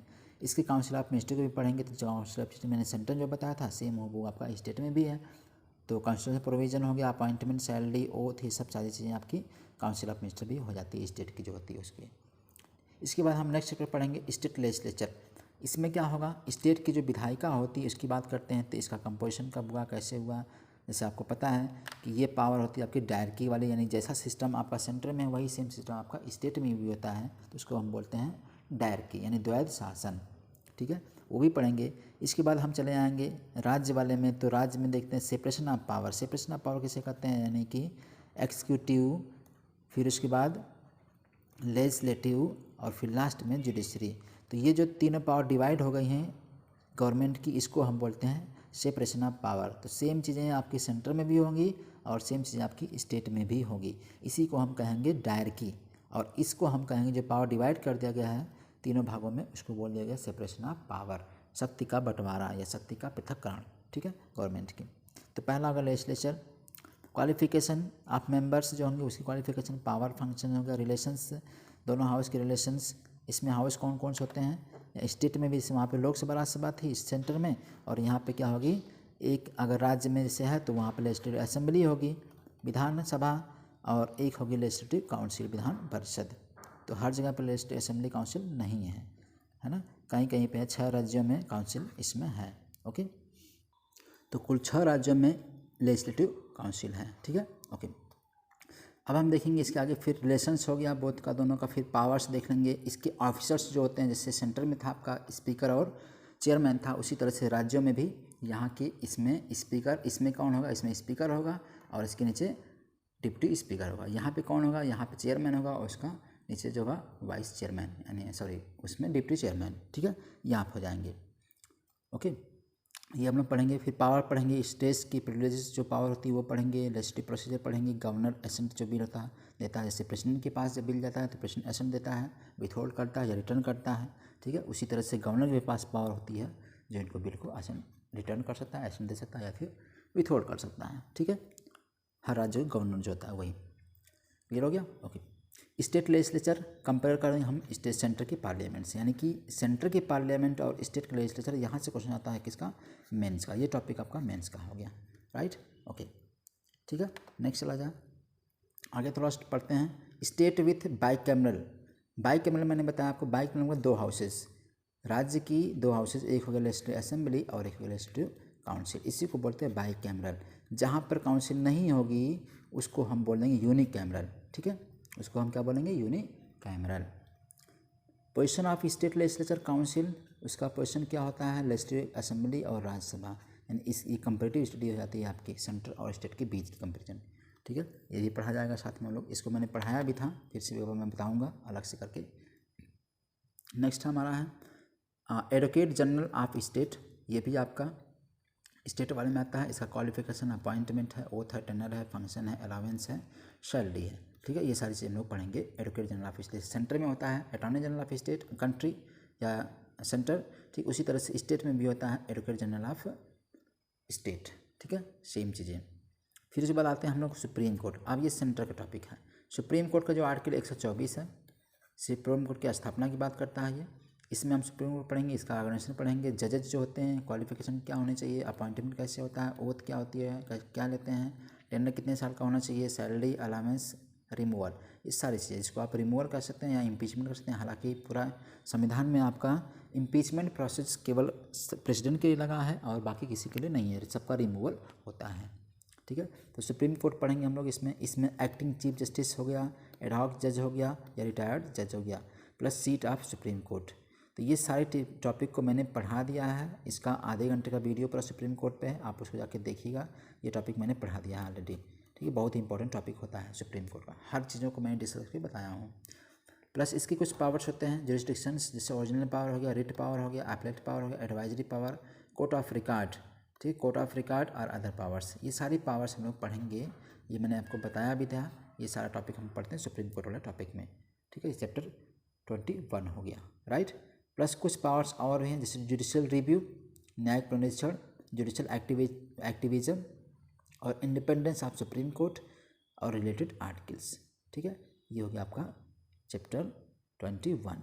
नेक्स्ट चैप्टर होगा हाई कोर्ट, यानी हम जुडिशरी की बात कर रहे हैं, पूरा सेंटर का होगा, ये स्टेट का होगा हाई कोर्ट। तो हाई कोर्ट में हम पढ़ेंगे ऑर्गेनाइजेशन को, और जितने चीज़ें हम लोग यहाँ पढ़े हैं सेंट्रल वाले में, वही चीज़ किसी राज्य के हाई कोर्ट में पढ़ लेंगे। ये टॉपिक होगा आपका हाई कोर्ट का, ठीक है। ये सारी चीज़ें मैं पढ़ाया हूँ, तो आप तो टेंशन मत लेना। ये भी मैंने पढ़ लिया, सेंटर का हाई सुप्रीम कोर्ट और स्टेट का हाई कोर्ट, ये भी मैंने पढ़ लिया पूरा। तो आपको इसको देखने के बाद इंट्रोडक्शन जो मैं बता रहा हूँ आपको, ये सिलेबस का पूरा, इसके बाद आप वीडियो को एक एक करके देख लीजिएगा सब स्टेप बाय स्टेप, तो आपका सब टॉपिक कवर हो जाएगा। प्लस आपको अगर इन चीज़ों का नोट्स चाहिए होगा, यानी नोट्स का मतलब अगर आपको क्लास का नोट्स चाहिए होगा या पीपीटी वाला चाहिए होगा, तो आपको टेलीग्राम पे मेरे मिल जाएगा। इसी नाम से टेलीग्राम भी है, आप वहाँ पर जाके लोड कर लीजिएगा, ठीक है। ओके, आगे चलते हैं। अब ये सारी चीज़ें जो आपको सेंटर में पढ़े हैं हाई कोर्ट के पास, वही सारी पावर आपका स्टेट के हाई कोर्ट के पास भी होती है। सेंट्रल में सुप्रीम कोर्ट के पास पावर थी, जैसे ओरिजिनल पावर हो गई, रिट पावर हो गई, अपीलेट पावर हो गई, सुपरविजन पावर हो गई, control over subordinate court. Subordinate court का मतलब डिस्ट्रिक्ट कोर्ट जिसको बोलते हैं, इसका कंट्रोल किस पे होता है, किसका होता है, हाई कोर्ट का होता है, ठीक है। फिर उसके बाद कोर्ट ऑफ रिकॉर्ड ये भी रखता है, यानी कि दोनों court of record supreme court भी रखेगा और court of record high court भी रखेगा। जुडिशियल पावर इसके पास भी होती है, सेंटर के हाई कोर्ट के पास भी होती है और सेंटर के सुप्रीम कोर्ट के पास होती है, दोनों के पास पावर होती है ये, ठीक है। क्वेश्चन यहाँ से प्रीलिम के लाया हुआ है, तो आपको याद रखना है, ठीक है। कोई डाउट यहाँ तक? ओके। सबऑर्डिनेट कोर्ट यानी डिस्ट्रिक्ट कोर्ट, इसके भी थोड़ा सा हम लोग पढ़ेंगे, इसका मैंने क्लास में पढ़ाया। सबऑर्डिनेट कोर्ट काफ़ी इंपॉर्टेंट टॉपिक होता है, यानी जिसको आप डिस्ट्रिक्ट कोर्ट कहते हैं, इसको मैं डिटेल से पढ़ाया हूँ। अगला टॉपिक होगा हमारा चैप्टर पंचायती राज। पंचायती राज हम लोग काफ़ी इंपॉर्टेंट ये टॉपिक होता है, यहाँ से प्रीलिम के लिए इंपॉर्टेंट है, प्लस मेंस का भी टॉपिक ये बन जाता है। तो वाई पंचायती राज क्यों चुना गया, हमने भी देखा कि 3rd ईयर जो बॉडी होती है वो होती है पंचायती राज। इसमें गांधी जी का बहुत बड़ा रोल था। गांधी जी ने कहा था जब तक गाँव में न्याय नहीं मिलेगा गाँव तक, तब तक देश का विकास नहीं हो सकता, सबको जस्टिस नहीं मिल सकता। इसलिए पंचायती राज सिस्टम को एक्सपेंड किया गया मतलब गाँव तक। तो जो गांव तक एरिया है डिस्ट्रिक्ट के नीचे, वहाँ पे पंचायती राज सिस्टम होगा। इसका एवोल्यूशन कैसे हुआ, किसके रिकमेंडेशन, कमेटी कौन की थी, सारी कमेटी के नाम पढ़ेंगे। जैसे इसमें बहुत सारी कमेटीज होती हैं, तो उनको हम लोग पढ़ेंगे, ठीक है, जिन्होंने रिकमेंड किया था पंचायती राज होने चाहिए, राइट। फॉर एग्जांपल जैसे होता है अशोक मेहता कमेटी, थंगन कमेटी, ठीक, गाडगिल कमेटी, ये सब बहुत सारी कमेटी जो होती हैं पंचायती राज से रिलेटेड कमेटी होती हैं, ठीक है। ये 73rd अमेंडमेंट होता है 1992 में, इसके थ्रू हम पंचायती राज को इम्प्लीमेंट करते हैं इस एक्ट को, ठीक है। ओके, फिर उसके बाद पेशा एक्ट आता है, पंचायती राज एक्सटेंशन इन शेड्यूल एरियाज़ में, पंचायती राज एक्सटेंशन इन शेड्यूल एरियाज़ 1996 में एक एक्ट आता है। तो शेड्यूल एरियाज़ में जो भी ट्राइबल एरिया शेड्यूल एरियाज़ है, वहाँ पर इस पंचायती राज को एक्सटेंड किया जाता है, उसको बोलते हैं पेशा एक्ट, ठीक है। ये भी पढ़ा जाएगा, इसका मैंने टॉपिक अभी नहीं पढ़ा है, इसको मैं पढ़ा दूंगा जल्दी, ठीक है, किसी दिन। फिर ये आता है आपका 7th 11th शेड्यूल है, ये 10th शेड्यूल में आपने पढ़ लिया है, 11th शेड्यूल तक हम आ जाते हैं। 10th शेड्यूल आपने किस में पढ़ा है, एंटी डिफेक्शन लॉ वाला पोर्शन था वो, ठीक है। और ये हो गया 11th शेड्यूल, जिसमें आपने कहा है ये वाला पोर्शन 11th शेड्यूल, इसमें हम पढ़ेंगे क्या, पंचायती राज सिस्टम को। पंचायती राज, इसमें ग्राम सभा का निर्माण करना होगा, ऐसा कंपोजिशन हो गया, रिजर्वेशन ऑफ सीट्स हो गया, ठीक है। इसके बाद मेंबर और इसकी qualification, disqualification, power, authority, responsibility to panchayat raj, ठीक है। या पंचायत को स्टेट इलेक्शन कमीशन, इनका इलेक्शन कौन करवाता है, स्टेट इलेक्शन कमीशन करवाता है, ठीक है, ये पढ़ेंगे। फाइनेंस टू पंचायत का फाइनेंस कौन देता है, स्टेट ही देता है, ठीक है। हर साल 5 साल पे इसकी फाइनेंस कमीशन बनाया जाएगा, उससे यहाँ के फंड दिए जाते हैं। आर्टिकल पढ़ेंगे, प्लस इसमें भी गाँव एरिया में भी ग्राम न्यायालय होते हैं एकदम लोकल लेवल पे, जो दोनों पावर रखते हैं अपने पास, सिविल और क्रिमिनल दोनों पावर इनके पास होती है, यानी कि दोनों केस यहाँ पे देखे जा सकते हैं ग्राम न्यायालय में, ठीक है। ग्राम लेवल पे ग्राम न्यायालय होती है, ठीक है। नेक्स्ट टॉपिक हमारा होगा urban local government. Urban local government का मतलब ये हो गया, ये जो गवर्नमेंट है ये क्या है, ये लोकल गवर्नमेंट है, कहाँ के लिए, ये गवर्नमेंट लोकल है ग्राम लेवल पे, लेकिन ये जो लोकल गवर्नमेंट होगी ये अर्बन लेवल पर, जिसको आप बोलते हैं म्यूनसिपालिटी। ठीक है, म्यूनसिपालिटी यानी नगर पालिका। इसका भी जो होता है अमेंडमेंट, मतलब एक एक्ट आता है 1992 में ही एक अधिनियम आता है 74वां अमेंडमेंट। ठीक है, इसके थ्रू अर्बन लोकल गवर्नमेंट का इस्टेब्लिशमेंट की बात होती है। ठीक है, इसमें कमिटीज़ भी कोई होती हैं, उनको भी हम पढ़ेंगे। इसको मैंने अभी पढ़ाया नहीं, इसको भी पढ़ा दूंगा मैं। ठीक है, नेक्स्ट है इसमें 74th अमेंडमेंट में देख लिया। कौन सा शेड्यूल, ये 12th शेड्यूल है, 12वां शेड्यूल है। इसके फाइनेंस की बात करते हैं, प्लानिंग कमेटी यानी इसको बोलते हैं डिस्ट्रिक्ट प्लानिंग कमेटी, इसको भी पढ़ेंगे। मेट्रोपॉलिटन प्लानिंग कमेटी, ये दोनों टॉपिक यहाँ पढ़ लेते हैं। ठीक है, इनको हम लोग पढ़ा जाएगा। टाइप्स ऑफ म्यूनसिपलिटी कितनी होती है, इससे स्ट्रक्चर क्या होता है, पावर क्या होती है इनके पास, फंक्शन, ड्यूरेशन, क्वालिफिकेशन। ठीक है, नगर पंचायत किसे कहते हैं, म्यूनसिपल काउंसिल किसे कहते हैं, म्यूनसिपल कॉर्पोरेशन किसे कहते हैं, ये 3 टॉपिक को हमको पढ़ना है। ये टॉपिक हालांकि आपका मेंस का भी बन जाता है, ये वाला टॉपिक थोड़ा सा।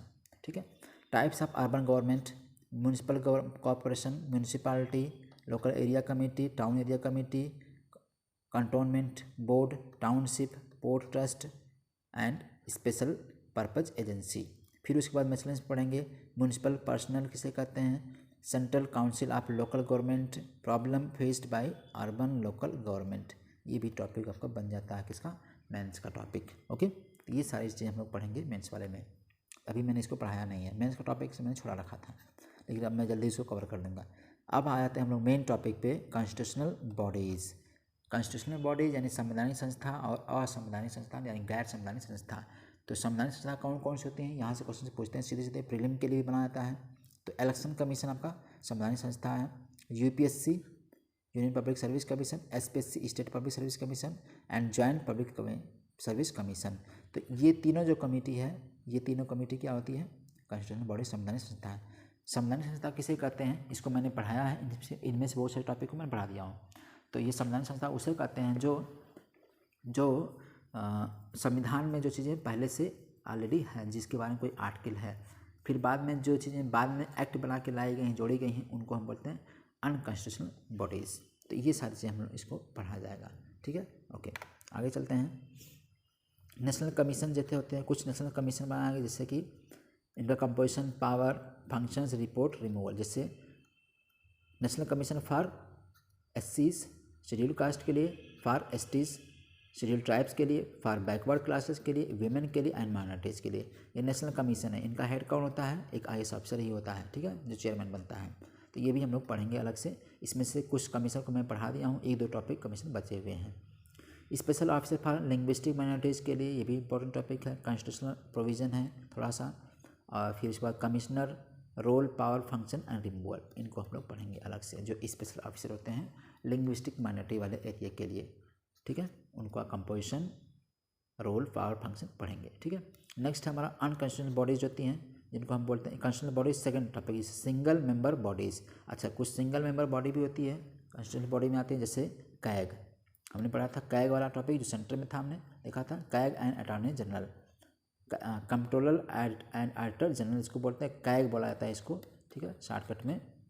ये भी हो गया आपका, ये सारे प्रोविज़न, इसकी ड्यूटी, इसका फंक्शन क्या होता है। ठीक है, इसका ये काम क्या करता है, ड्यूटीज़ क्या होती है, इंडिपेंडेंस क्या होता है, अपॉइंटमेंट कौन दिलाता है इनको, आपको पता है, इसका अपॉइंटमेंट प्रेसिडेंट ही इनको दिलाता है।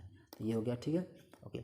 फिर आगे आते हैं फाइनेंस कमीशन, ये भी इंपॉर्टेंट टॉपिक है। वित्त आयोग, वित्त आयोग के फंक्शंस क्या हैं, कौन सा आर्टिकल आपको पता है, 280 आर्टिकल जो वित्त कमीशन की वित्त की बात करता है। ठीक है, ओके।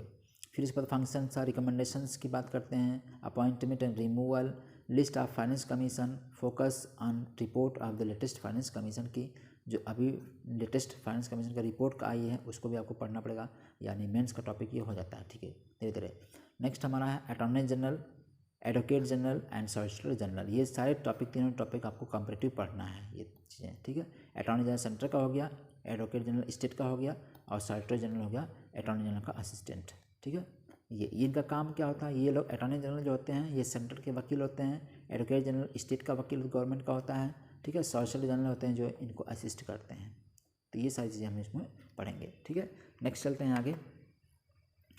अगला नंबर क्वेश्चन है चैप्टर का 27, नॉन कॉन्स्टिट्यूशनल बॉडीज़, गैर संवैधानिक संस्थाएं कौन कौन होती हैं, इनको पढ़ लेते हैं।